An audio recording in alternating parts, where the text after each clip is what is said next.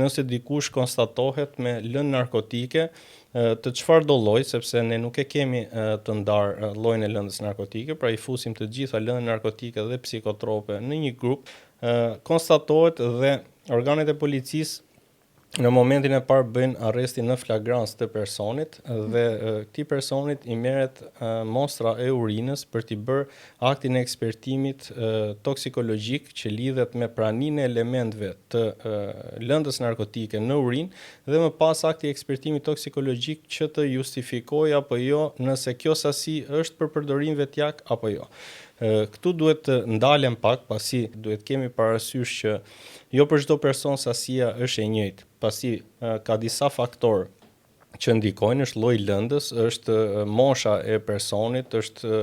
karriera e tij në përdorimin e lëndëve narkotike, pra janë një sër faktorësh që analizon mjeku toksikolog dhe nxjerr konkluzionin nëse kjo sasi e gjetur personit në momentin e arrestimit ka qenë dozë e vogël dhe për përdorim vetjak apo jo. Në rast se ajo rezulton dozë e vogël dhe për përdorim vetjak, prokurori është i detyruar të kërkojë pushimin e çështjes penale, pasi në këtë rast personi nuk mban përgjegjësi penale. Në rast të kundërt, çështja shkon për gjykim.